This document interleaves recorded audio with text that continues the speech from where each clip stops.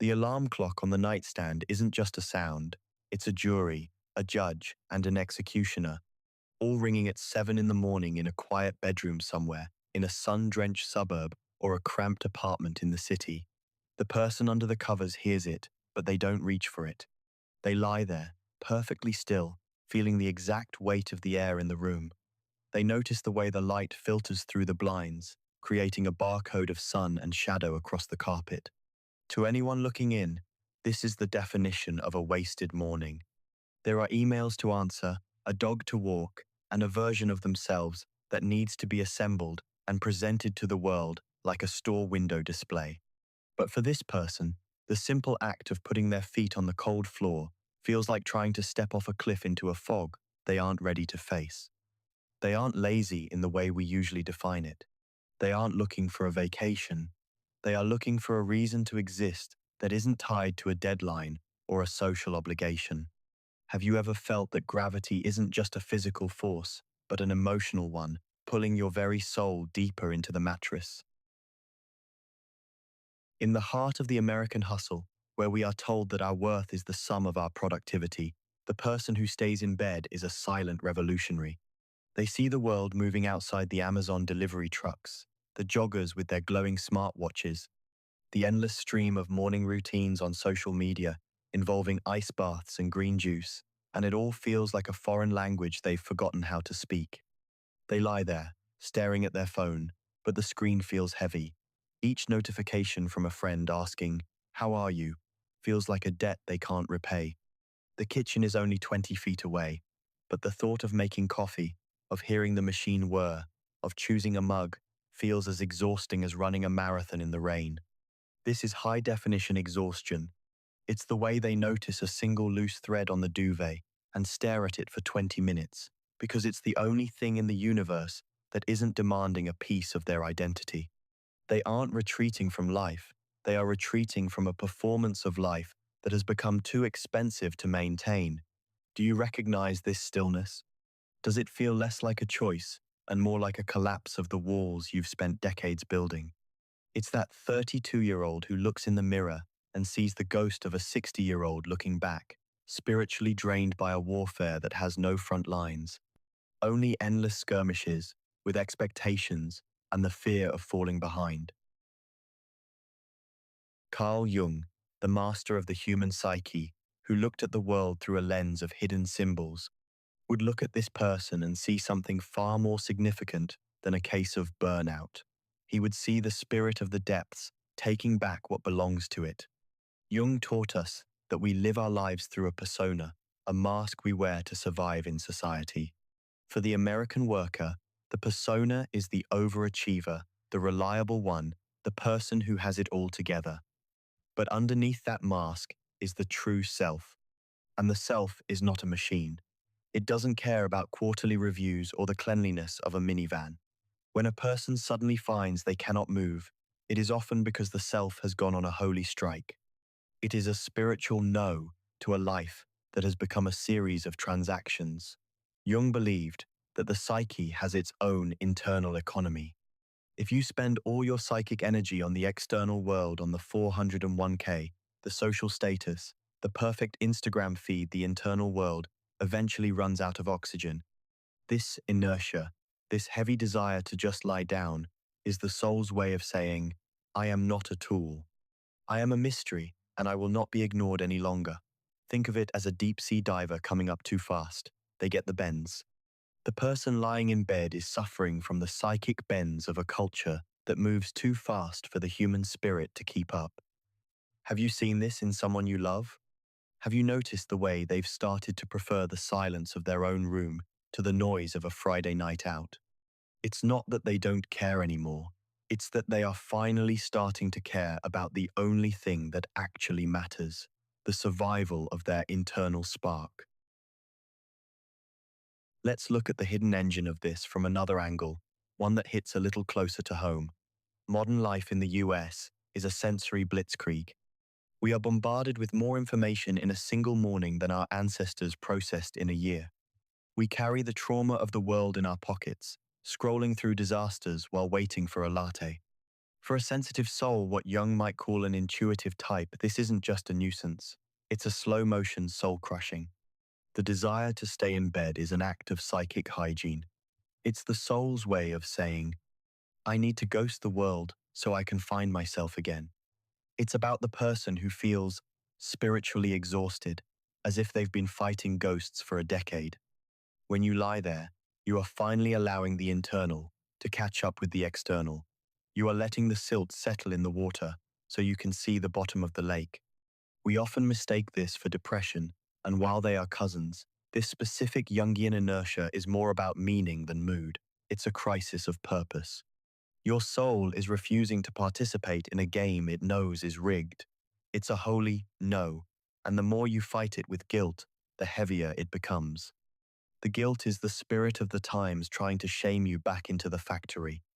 But the peace you feel for that one fleeting second when you decide, fine, I'm staying here today, that is the spirit of the depths giving you a nod of approval. It's the validation that you are more than a tool of production. You are a biological, spiritual mystery that requires periods of dormancy. Just like the American wilderness needs the winter to prepare for the spring, your psyche needs the lying down to prepare for what's next. Is it possible that the person we call lazy is actually the only one brave enough to listen to the silence? Consider the specific physics of this doing nothing. Notice the way they check their phone, see a text from a sibling, and put the phone back down without replying. It's not malice. It's just that every word they might type feels like it would take more energy than they possess. They are in a state of low power mode, but for the soul. Jung spoke of the night sea journey, the period in a person's life where they are swallowed by the whale of their own shadow. To the people on the shore, the person is lost, lazy, or giving up. But inside the whale, the work is being done. The person lying there is processing the grief of 1,000 small losses, the loss of their youth, the loss of their idealism, the loss of the version of the future they were promised. They are digesting their own life. If they were to get up and push through it, as the self-help books suggest, they would be skipping the most important part of their evolution. You cannot bypass the darkness. You can only go through it. This is why the person refuses to move. Their intuition knows that the fix isn't a new exercise routine or a better time management app. The fix is the stillness itself. The aha moment comes when you realize that the bed isn't where you go to die, it's where you go to be reborn. It's the chrysalis. And a chrysalis, from the outside, looks like a tomb. It looks like something that has given up. But inside, everything is turning to liquid, so it can be reformed into something that can eventually fly. Are you in the liquid stage right now? Are you feeling the dissolving of everything you thought you were? There is a specific kind of American loneliness that manifests as wanting to lie down. It's the loneliness of being known by everyone through a screen, but seen by no one in person. It's the loneliness of the person who has 500 friends, but no one they can call at 3 in the morning when the weight of existence feels like it's crushing their chest. This person lies in bed because the bed doesn't judge. The bed doesn't ask for a status update. The bed doesn't require them to be funny or smart or successful. In that stillness, they are finally, for the first time in their lives, allowed to be nothing, and being nothing is the first step to becoming everything. Jung believed that the gold is always found in the shadow, the qualities you need. To survive the next chapter of your life, the boundaries you didn't set, the creativity you ignored, the anger you suppressed, are all waiting for you in that heavy, dark room.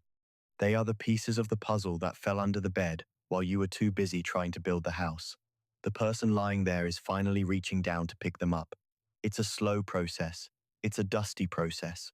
It requires staying still long enough for the dust to settle so you can see what's actually there. Have you ever noticed that your best ideas, your deepest realizations, never come when you're rushing to a meeting? They come when you're staring at the ceiling, defeated. Think about the older generation, those who have spent 50 or 60 years in the workforce, carrying the weight of families and duties. For them, the desire to lie down isn't about burnout. It's about a long overdue integration. It's the grieving of a lifetime. When a grandmother stays in bed, it's not just age, it's the soul finally having the space to reflect on the half-century of noise she's endured. It's a sacred retreat. And for the young, the 30-somethings who feel like they've already lived 1,000 years, it's a rebellion against the infinite scroll of comparison.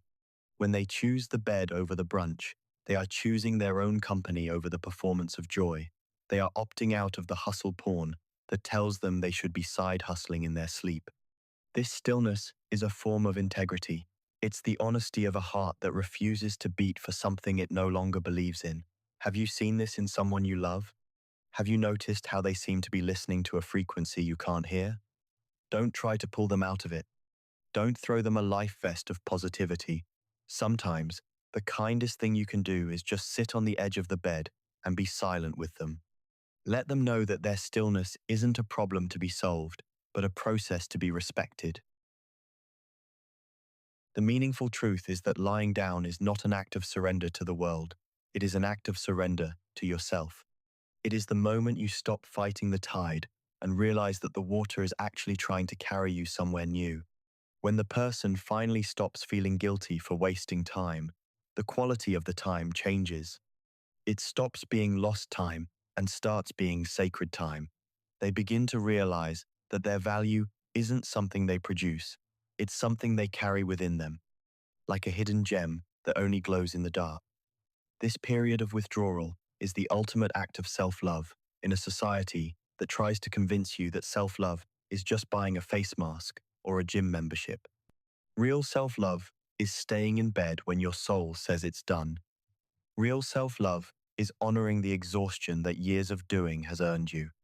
It is the realization that you are not a human doing, but a human being. And being requires space.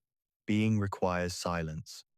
Being requires the occasional Tuesday where the world ends at the edge of your duvet. If you are that person today, or if you are worried about someone who is, know that this is not the end of the story. It is the middle.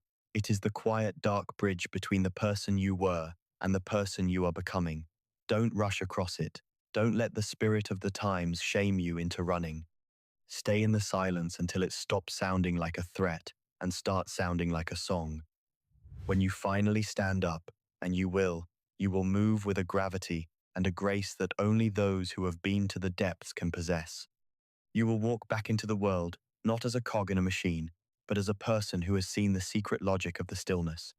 And you will find that the world, in all its noise and fury, was actually waiting for you to find yourself all along.